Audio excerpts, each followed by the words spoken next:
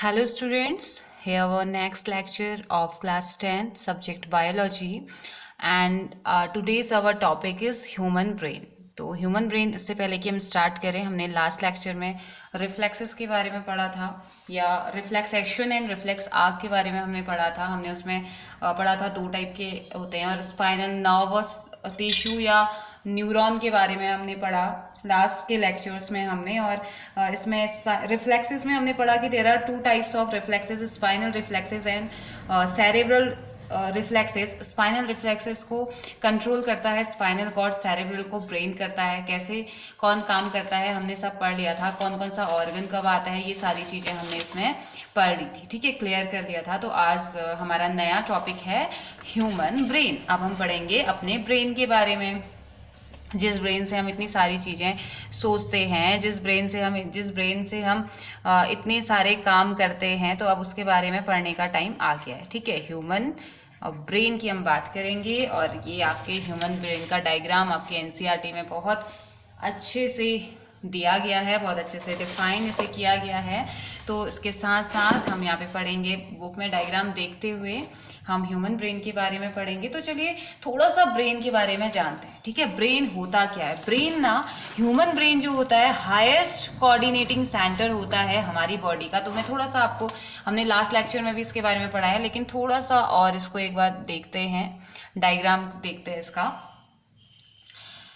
ये पार्ट है human brain. Normally मैंने आपको थोड़ा सा एक ओवरव्यू दिया था कि 3 पार्ट में डिवाइड है, fore brain, mid brain and hind brain के ब्रेन में। तो जो ये फोर ब्रेन वाला पार्ट है, यहाँ से यहाँ तक पूरा का पूरा पार्ट फोर ब्रेन में आता है।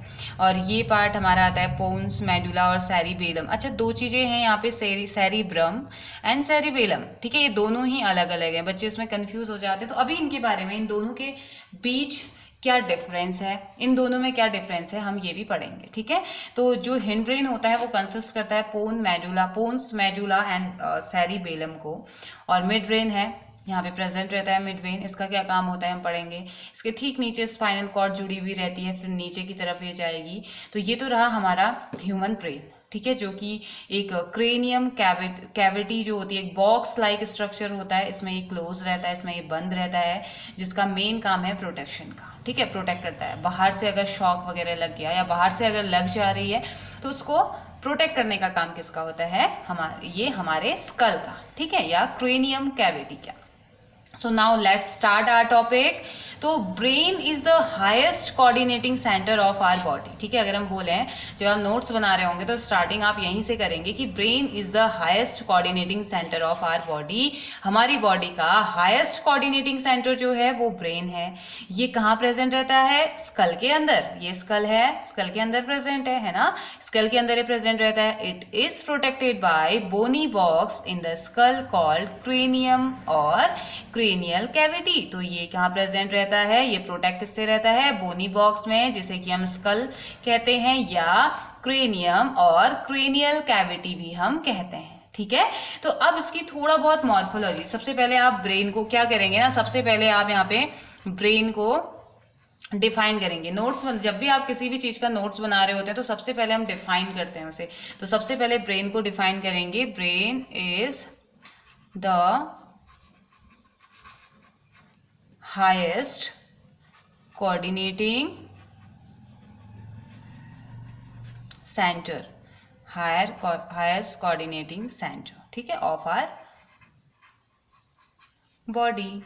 हमारी बॉडी का हाईएस्ट कोऑर्डिनेटिंग सेंटर जो है, जो कोऑर्डिनेट करके रखता है सभी ऑर्गन्स को, वो हमारा ब्रेन है। ठीक है, और किसमें बंद रहता है? ये इनक्लोज रहता है क्रेनियम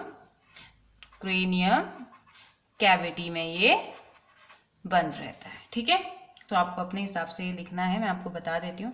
नेक्स्ट जो पार्ट आता है, नेक्स्ट हेडिंग आप डालेंगे, नेक्स्ट हम पढ़ेंगे मॉर्फोलॉजी ऑफ ब्रेन। ब्रेन की मॉर्फोलॉजी के बारे में हम जानते हैं। ब्रेन कैसा होता है? ठीक है, ब्रेन होता है व्हाइटिश एंड सॉफ्ट ऑर्गन,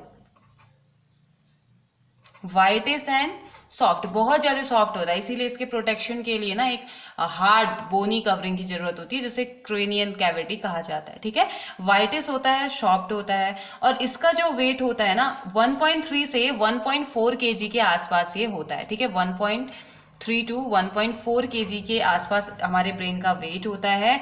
और ये किससे मिलके बना हुआ रहता है? It is made up of 100 billions of neuron। 100 billions of neuron से मिलके हमारा ब्रेन मिलके बना हुआ रहता है। और इसके पास होती हैं 3 लेयर्स, ठीक है, 3 लेयर्स होती हैं ब्रेन में। और उन 3 लेयर्स को, ये बहुत ज्यादा इंपॉर्टेंट है, उन 3 लेयर्स को कहा जाता है मेनिंजेस, ठीक है। These 3 layers of brain are known as meninges. उनको मेनिंजेस कह दिया जाता है, जो कि ब्रेन को प्रोटेक्ट करने का काम करते हैं मैकेनिकल शॉक से या किसी इंजरी से, ठीक है। और ये किससे भरे हुए रहते हैं? जो ये मेनिंजेस होते हैं ना, एक फ्लूइड से घिरे हुए रहते हैं, एक फ्लूइड से भरे हुए रहते हैं, जिसे सेरेब्रो स्पाइनल फ्लूइड कहा जाता है। सेरेब्रो, आपको कभी कभी ना जब मल्टीपल चॉइस क्वेश्चन आते हैं या 1 मार्क्स के जो क्वेश्चन आते हैं, वहां पे आपसे पूछा जाता है कि ब्रेन कौन से फ्लूइड से प्रोटेक्टेड रहता है या ब्रेन में कौन सा फ्लूइड प्रेजेंट रहता है, तो सेरेब्रो स्पाइनल फ्लूइड, इसे CSF भी कहा जाता है। आपको CSF का फुल फॉर्म भी पूछ सकते हैं। तो सेरेब्रो स्पाइनल फ्लूइड जो कि ब्रेन में प्रेजेंट रहता है, जिसमें ये जो 3 लेयर होती है मेनिंजेस की, वो उसमें प्रेजेंट रहती है, ठीक है। तो ये क्या करते हैं? इसका काम भी यही है, प्रोटेक्शन का। पहले तो यहाँ पे स्कल प्रोटेक्ट कर रहा है, ठीक है। स्कल के अंदर जो ये लेयर्स हैं, 3 लेयर्स हैं मेनिंजेस की, उनमें भी क्या है? एक फ्लूइड है, वो फ्लूइड भी उसे क्या कर रहा होता है? प्रोटेक्ट कर रहा होता है, ठीक है। प्रोटेक्शन का काम होता है। तो नॉर्मली अगर हम ब्रेन की बात करें तो ब्रेन को नॉर्मली 3 रीजन में डिवाइड किया गया है, जो कि हमने पहले भी पढ़ा। Fore brain, second one is mid brain. आपको क्वेश्चन आता है ना, define human brain. Human brain को डिफाइन कीजिए या ह्यूमन ब्रेन के डायग्राम के साथ पूरा एक्सप्लेन कीजिए। एक्सप्लेन ह्यूमन ब्रेन जब आएगा तो सबसे पहले आप क्या करेंगे? सबसे पहले ब्रेन को डिफाइन करेंगे, मॉर्फोलॉजी लिखेंगे, उसके बाद 3 पार्ट्स ऑफ ब्रेन लिखेंगे, fore brain, mid brain and hind brain. Okay, 3 parts होते हैं, fore brain, mid brain and hind brain. तो फोर ब्रेन जो होता है, इसके पास 2 पार्ट होते हैं। फोर ब्रेन के पास ब्रेन के ही 2 पार्ट होते हैं, या ये कंसिस्ट करता है 2 पार्ट को। सेरेब्रम, तो इसमें आप क्या कर सकते हैं? इसमें आप लिखेंगे it consist of 2 part, cerebrum and second one is olfactory lobes. Olfactory lobes, ठीक है। Next mid brain. Mid brain क्या करता है? मिड ब्रेन का काम है कि ये फोर ब्रेन, इस फोर ब्रेन को और हिंड ब्रेन को जोड़ने का काम जो करता है, वो मिड ब्रेन करता है, ठीक है। मिड ब्रेन फोर ब्रेन और हिंड ब्रेन को जोड़ने का काम करता है, इसके कोई पार्ट्स नहीं होते, ठीक है। नेक्स्ट आता है हिंड ब्रेन। हिंड ब्रेन के पास होते हैं 4 पार्ट्स, सॉरी 3 पार्ट्स इसके पास होते हैं। First one is cerebellum. मैंने आपसे कहा था सेरिब्रम और सेरिबेलम 2 अलग अलग चीजें होती हैं। फोर ब्रेन में सेरिब्रम प्रेजेंट रहता है और हिंड ब्रेन में सेरिबेलम प्रेजेंट रहता है, ठीक है। तो हिंड ब्रेन के 3 पार्ट्स होते हैं। तो पहला पार्ट सेरिबेलम, दूसरा part pons and third one is medulla oblongata. आपने मेडुला ऑब्लेंगेटा का नाम तो जरूर सुना होगा, ठीक है, मेडुला ऑब्लेंगेटा। तो अब हम पढ़ेंगे इन सभी के फंक्शन, इन सभी के काम, या इन सभी फोर ब्रेन, मिड ब्रेन और हिंड ब्रेन तीनों के बारे में, और इन तीनों के अंदर जो जो पार्ट्स हैं उन सभी के बारे में हम अब डिटेल में स्टडी करेंगे, ठीक है। तो सबसे पहले हम बात करते हैं हमारे फोर ब्रेन की। फोर ब्रेन क्या होता है? इसको 2 पार्ट में क्लासिफाई किया गया है, एक सेरिब्रम में और दूसरा ऑल्फैक्टरी लोब में, ठीक है, या ऑसिपेटल लोब भी उसे कहा जाता है, ठीक है। ऑसिपेटल लोब नॉर्मली हम कहते हैं, ऑल्फैक्टरी अगर नहीं भी कहेंगे तो ऑसिपेटल लोब हम उसे कह देंगे। तो अभी तो हम पढ़ते हैं किसको? फोर ब्रेन को, जो कि 2 पार्ट में डिवाइड है। इसका सेरिब्रम वाले पार्ट को हम पढ़ते हैं, ठीक है, सेरिब्रम। अब सेरिब्रम क्या होता है? मेजर पार्ट होता है। सबसे देखिए, ये है सेरिब्रम, ये पूरा सेरिब्रम है, मेजर पार्ट है ब्रेन का, ठीक है। तो इसके बारे में आप ध्यान से सुनिए, डायग्राम में भी देखिए और ध्यान से सुनिए। ये वेल डेवलप्ड होता है ह्यूमन बीइंग में, सेरेब्रम जो होता है वेल डेवलप्ड है ह्यूमन बीइंग में और सबसे मेजर पार्ट है हमारे ब्रेन का। और साथ ही साथ ये इस सेरेब्रम का काम है, it is a main thinking part of the brain. जो हम सोचते हैं ना, जो भी हम काम करते हैं, जो भी सोचने वाला जो काम होता है वो काम उसमें हेल्प कौन करता है, सेरेब्रम। तो it is the main thinking part of the brain which govern all the mental abilities such as thinking, memorizing, learning, reasoning, intelligent and personality। जितनी भी सारी चीजें आप रीजनिंग, आप मीन्स कि आप लॉजिक वाली चीजें बहुत ज्यादा कर पाते हैं, तो इट मीन्स कि आपका सेरेब्रम बहुत अच्छा है, बहुत एक्टिव है। आपकी मेमोरी बहुत अच्छी है, या मेमोराइज आप मीन्स कि अच्छा गंदे से भी यहाँ पे मतलब नहीं है। यहाँ पे ये है कि मेमोरी वाला पार्ट आपका सेरेब्रम है, आपका रीजनिंग वाला पार्ट आपका सेरेब्रम है, आपकी लॉजिकल चीजें सेरेब्रम आपको दे रहा है, आपकी इंटेलिजेंस जो है या इंटेलिजेंसी जो आपकी है वो आपका सेरेब्रम की वजह से है, आपकी पर्सनैलिटी जो है वो आपकी किसकी वजह से है, सेरेब्रम की वजह से। ठीक है, तो मेन पार्ट है, मेजर पार्ट है, जो कि आपकी पर्सनैलिटी डिसाइड करता है, जो आपकी इंटेलिजेंस डिसाइड करता है, जो आपकी लर्निंग, कितनी जल्दी आप किसी चीज को कैच कर लेते हैं, वो सेरेब्रम डिसाइड करता है। तो थिंकिंग आपकी, जो आप सोचते हो, आप किस तरीके से सोचते हो या किस तरीके से आप डिसीजन ले पाते हो सोचने के बाद, या आप क्या सोच रहे हो, वो डिसाइड करता है सेरेब्रम। ठीक है, तो आप इसमें सेरेब्रम है, इसमें आप कर सकते हैं major part of brain, major part होता है। और ये क्या करता है, जितनी भी मेंटल एबिलिटी है, governs all the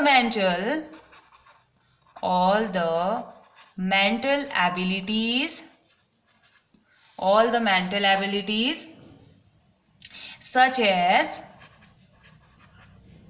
thinking, memorizing, learning, reasoning,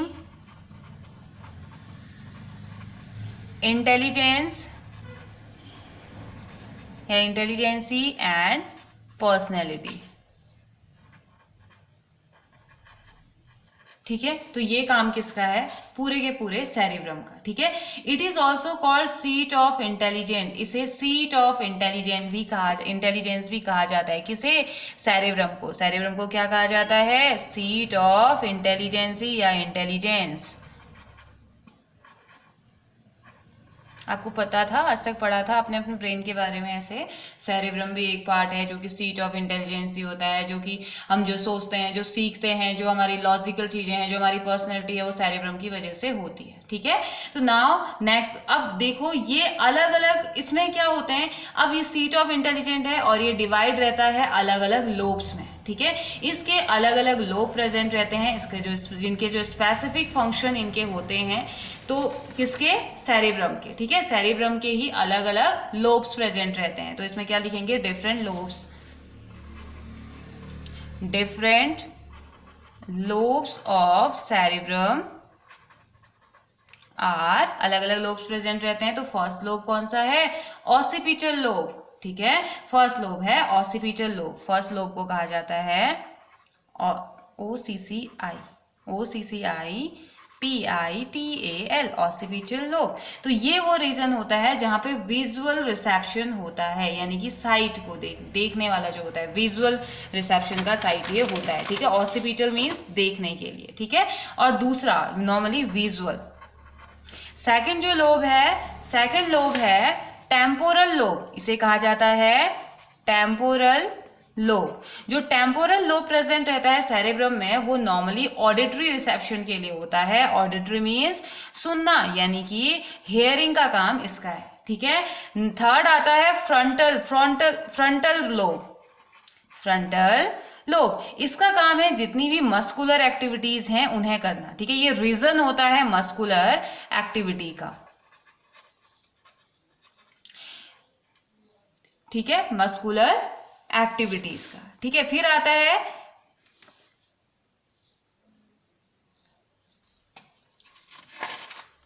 parental lobe.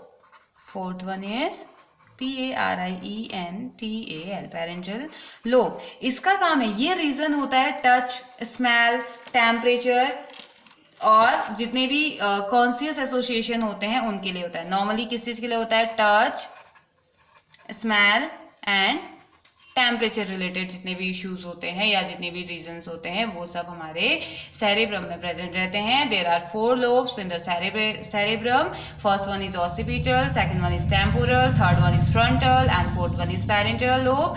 तो in occipital lobe is site of visual, जितनी भी विजुअल वाली जो चीजें होती हैं, visual reception. And second temporal जो लोब है वो किसके लिए है? It is the region for auditory reception. Frontal is region for muscular activities. Parental means region for touch, smell, temperature. ठीक है, तो अब ये तो आया हमारा किसका? हमारे सेरेब्रम की हमने बात करी कि कितना ज्यादा मेजर पार्ट को वो गवर्न करता है और साथ ही साथ कितनी सारी एक्टिविटीज हमारे सेरेब्रम की है कि जितनी भी चीजें हम सोच रहे हैं, जो भी चीज हम सीख रहे हैं, जो भी चीजें हम लर्न कर रहे हैं, जो हमारी पर्सनैलिटी है, जो हमारी इंटेलिजेंसी है, हम कितने इंटेलिजेंट हैं, वो सारी चीजें कौन डिफाइन कर रहा है? हमारा सेरेब्रम डिसाइड कर रहा है। और साथ ही साथ सेरेब्रम के पास 4 लोब हैं जो हमें देखने में, सुनने में, हमारी जो मस्कुलर एक्टिविटीज हैं, हमारे जो टच है, जो स्मेल है, मीन्स कि जितने सेंस ऑर्गन है, सेंस ऑर्गन का जो जितना भी काम है वो सब किसमें? हमारे सेरेब्रम में. ठीक है, तो नेक्स्ट इसी का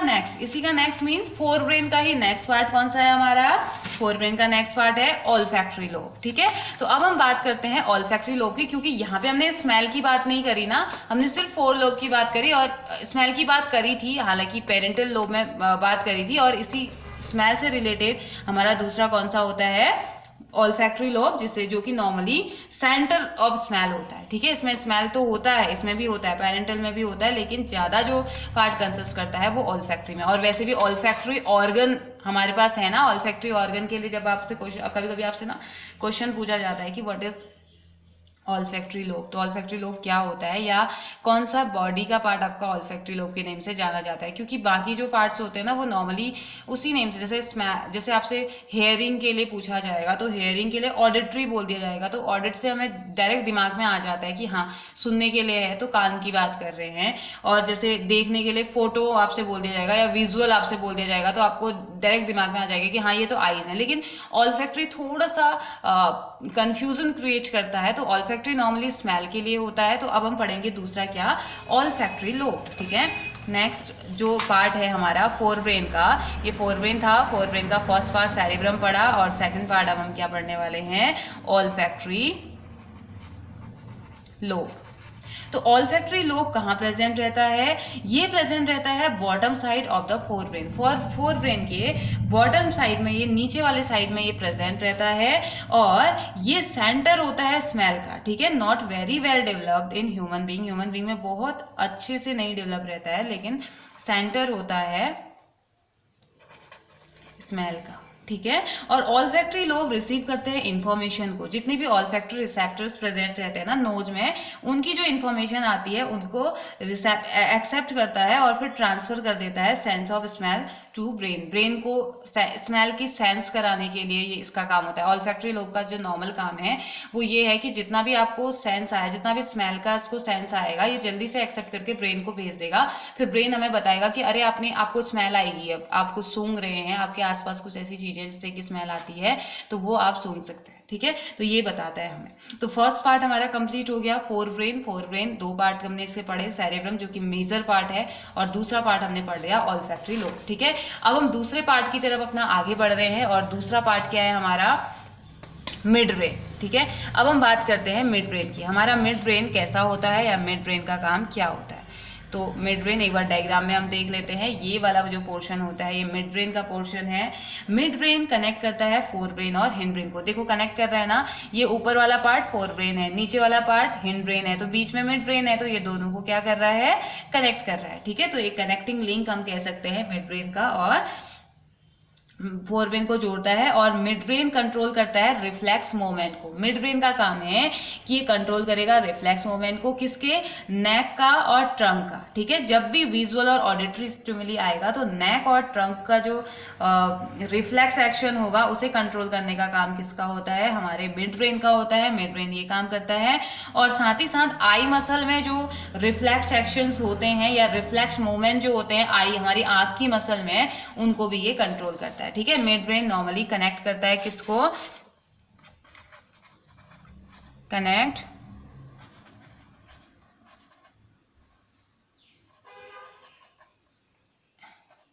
hind brain and fore brain. Function क्या होता है, इसका काम क्या होता है, ये क्या करेगा, कंट्रोल्स द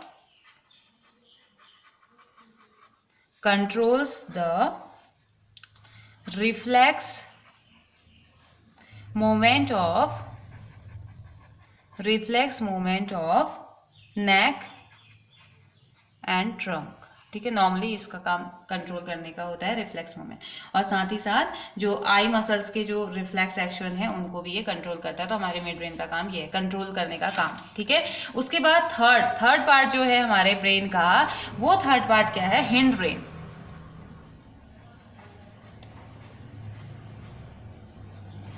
थर्ड पार्ट क्या है, हिंड ब्रेन। तो हिंड ब्रेन क्या करता है, the function of each part of hind brain are follows. सबसे फर्स्ट पार्ट क्या है इसका, देखो हिंड ब्रेन दिखाती हूँ पहले। This is hind brain. इसके कौन कौन से पार्ट हैं, first one is pons, second one is medulla, third one is cerebellum. ठीक है, सेरिबेलम अब आने वाला है आपका सेरिबेलम। सेरिब्रम तो हमने पढ़ लिया कि कितना ज़्यादा यूजफुल था, कितना कुछ उसमें था। अब हम पोन्स, मेड्यूला और सेरिबेलम के बारे में पढ़ेंगे। ठीक है, तो सबसे पहले ये पोन्स की हम बात करते हैं। ठीक, first one is pons. Pons क्या होता है, it take part in regulating respiration. जब रेस्पिरेशन हो रहा होता है तो उसे ये रेगुलेट करता है।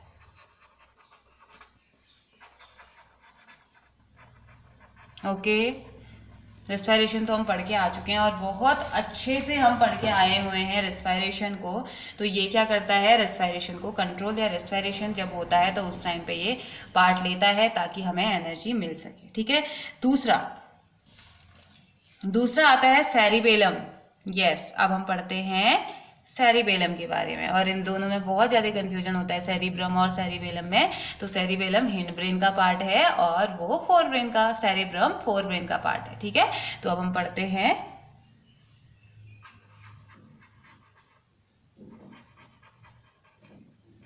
अब देखो सेरिबेलम क्या करता है, सेरिबेलम हेल्प करता है पोस्चर, जो आपका पोस्चर है, आपका जो बैलेंस है बॉडी का, उसे मेंटेन करने का काम किसका होता है, और बॉडी का जो मूवमेंट है, आपकी बॉडी का जो भी मूवमेंट है उसे मेंटेन करने का काम किसका है, हमारे सेरिबेलम का है। ठीक है, और साथ ही साथ अच्छा लिखते भी रहते हैं साथ में। ठीक है, तो हमें जल्दी जल्दी लर्न भी हो जाएगा अगर हम लिखते भी रहे साथ में।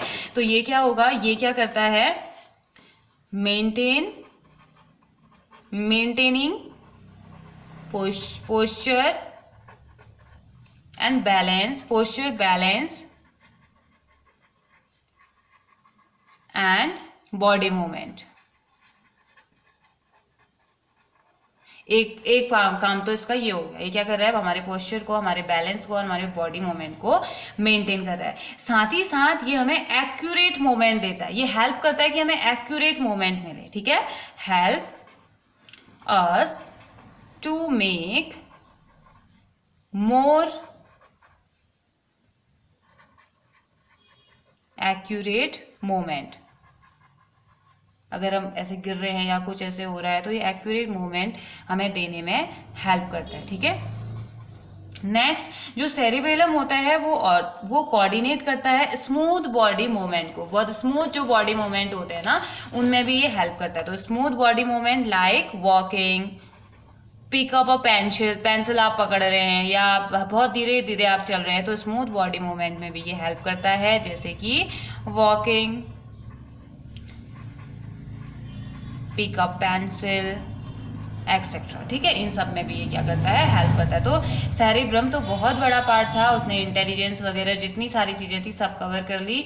तो उसके बाद जो हिंड ब्रेन था उसमें पोन्स आए, इन्होंने रेगुलेशन करते हैं रेस्पिरेशन को। और सेरिबेलम का क्या काम है, मोस्ट इंपॉर्टेंट हमारे पोस्चर को, हमारा पोस्चर कैसा है, बॉडी का बैलेंस कैसा है, उसे क्या करता है, ये कंट्रोल करता है या मेंटेन करता है। साथ ही साथ एक्यूरेट मूवमेंट को गवर्न करने में ये हेल्प करता है, और स्मूथ बॉडी के मूवमेंट में भी ये हमें हेल्प करता है। कौन, सेरिबेलम। ठीक है, now next one is medulla oblongata. तो मेडुला ऑब्लंगेटा का क्या काम होता है, हिंड ब्रेन के हम पार्ट पढ़ रहे हैं, थर्ड पार्ट क्या आया, मेडुला ऑब्लंगेटा।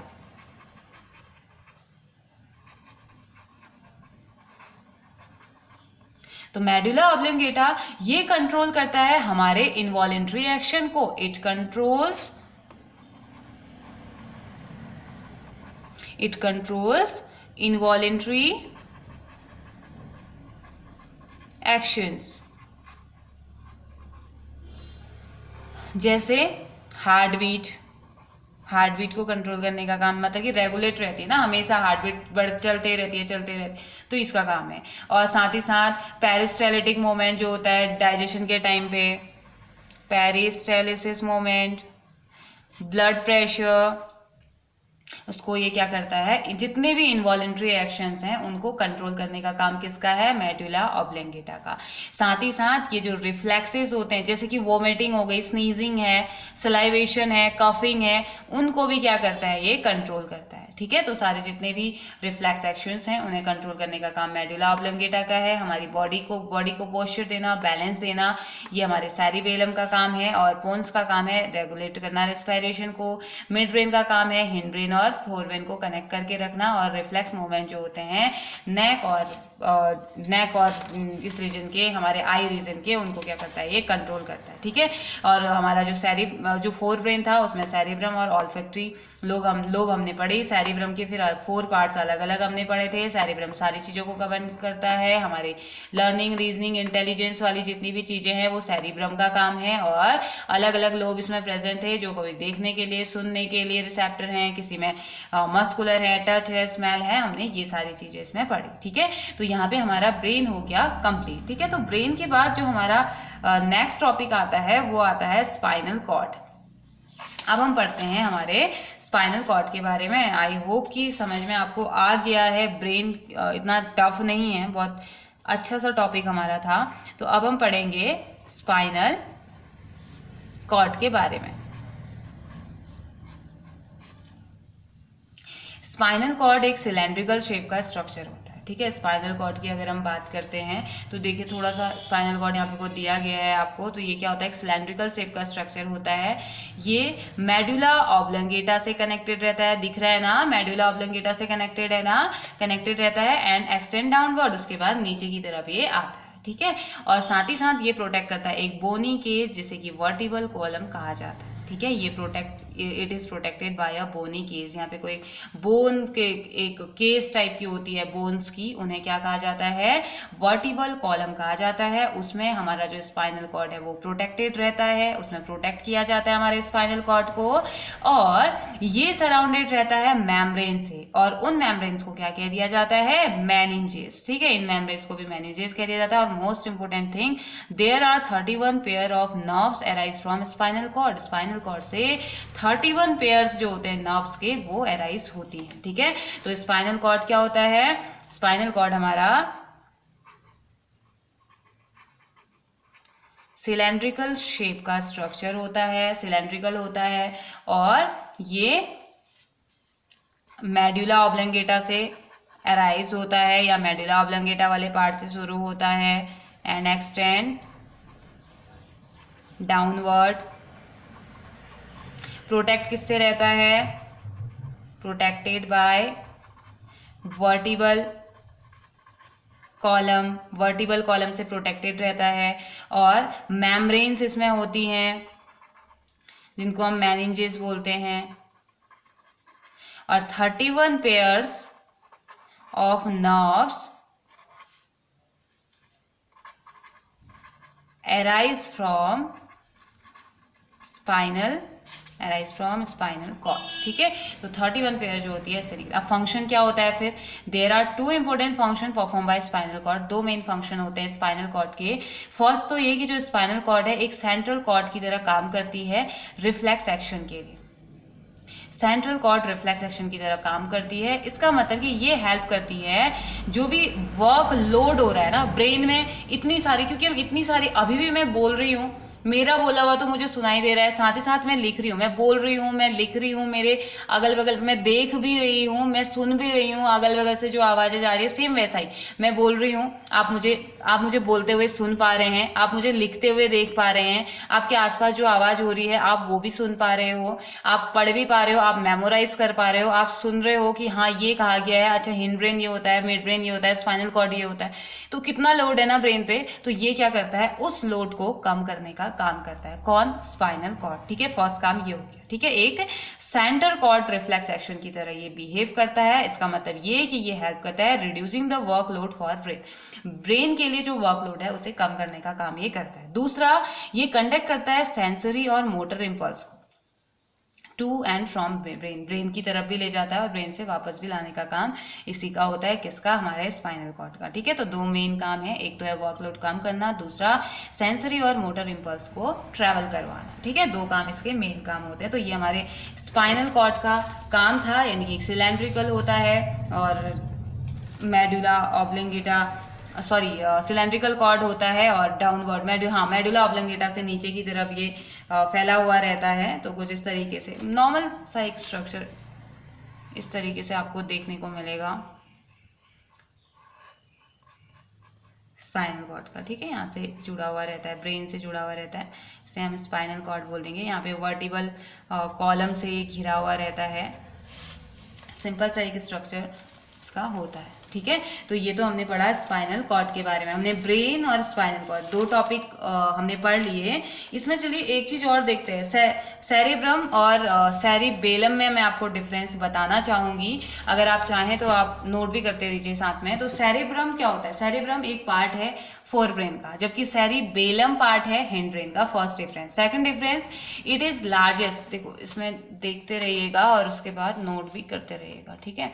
तो देखिए ये किसका पार्ट है, सेरेब्रम पार्ट है किसका, फोर ब्रेन का, हमारे फोर ब्रेन का पार्ट है, जबकि सेरिबेलम हमारा पार्ट किसका है, हमारे हिंड ब्रेन का पार्ट है। तो सेरेब्रम का जो काम है, लार्जेस्ट पार्ट है ब्रेन का, 80% पूरा घेर के रखता है सेरेब्रम, और जबकि ये सिर्फ 12% के आसपास होता है, ठीक है। मेडुला ऑब्लिंगेटा जो होता है 12% पार्ट ही ये घेरता है। सेरेब्रम को सीट ऑफ इंटेलिजेंस कहा जाता है, और ये जबकि सेरिबेलम जो होता है वो कंसर्न रहता है मस्कुलर एक्टिविटीज के लिए, मस्कुलर एक्टिविटीज में ये हेल्प करता है। सेरेब्रम कंट्रोल करता है थिंकिंग को, रीजनिंग को, लर्निंग को, intelligence, personality, taste, sense, temperature वगैरह सारा कौन कंट्रोल करता है, हमारा सेरेब्रम, क्योंकि 80% पार्ट इसके पास है तो ज़्यादा काम भी इसी के पास होगा।